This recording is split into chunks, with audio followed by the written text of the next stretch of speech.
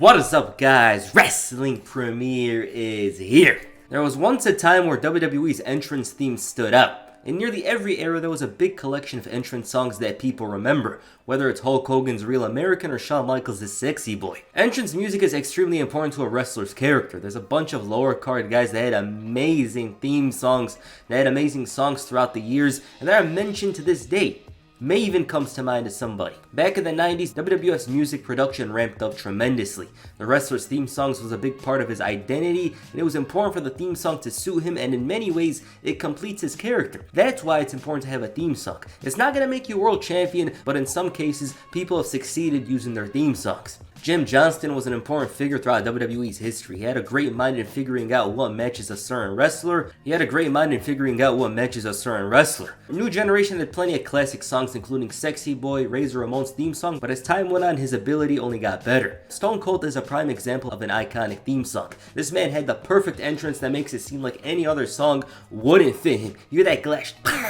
And the Attitude Era in general served to create timeless theme songs. DX, the New Age Outlaws, The Brood, The Undertaker's Ministry theme songs, and that's not mentioning the lower card guys such as the APA and Steve Blackman. There's a lot of good songs in there. Like, yeah, there's some songs that don't hit and all that, but the majority always hit because it matched the wrestler. The WWF Music Volume 3 and Volume 4 are a great way to see just how memorable the theme songs were. Some songs, of course, don't hit, but they match the wrestler. In WWF's The Music Volume 4 charted at number 4 on Billboard 200. That is insanity. A wrestling album charting and taking peak Backstreet Boys off their number 4 position. I know the album came out a while ago, but it's crazy because it's wrestling. But it goes to show you just how much motion, how much excitement that the WWF and pro wrestling in general had in 1999.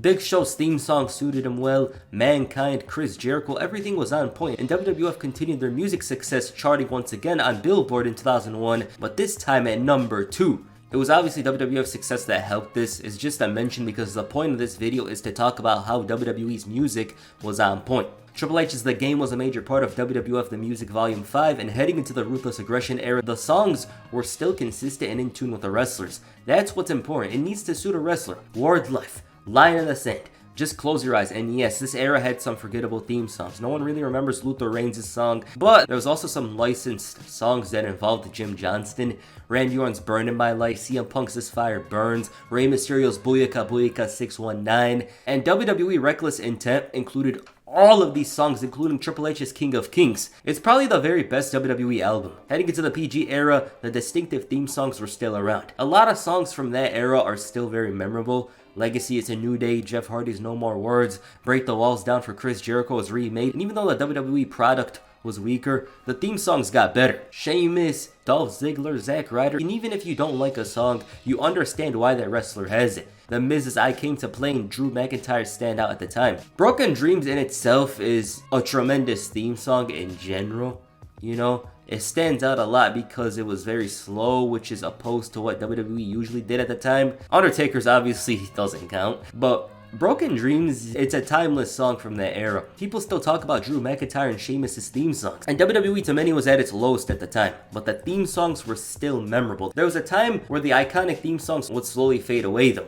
The mid-10s brought the music group CFO. Jim Johnston was still around, but his influence was not the same. He did the Shield's theme song, which is of course one of the very best of its era. Smoke and Mirrors, Stardust's theme song, which I thought was CFO's, turns out it was Jim Johnston. And one of his last songs was I Bring the Darkness for Baron Corbin in 2017. It helped Corbin a bit to stand out, but they ended up replacing it. I remember CFO wasn't that liked initially because the theme songs didn't have lyrics and would loop after a minute, but a lot of these songs hit. Seth Rollins, Sami Zayn, Naomi, Bayley, Finn Balor, Kevin Owens, there was a lot of good. But the problem was the songs for Drew McIntyre and Alex Riley were so good. Even Fandango had a cool song. This guy's song made him popular for a couple of weeks. It's most likely the lyrics that hurt some of the CFO songs. They have no lyrics about them, but they were definitely overhated initially. Their NXT songs were excellent. Johnny Gargano, Tommaso Ciampa, Adam Cole, Keith Lee, Sasha Banks. The song had identities, and in Keith Lee's case, it was an anthem. That was a big ass song. I do wish WWE fixes this problem, and it's something that's kind of annoying. It's not too big of a deal, but once you notice it, you can't unnotice it.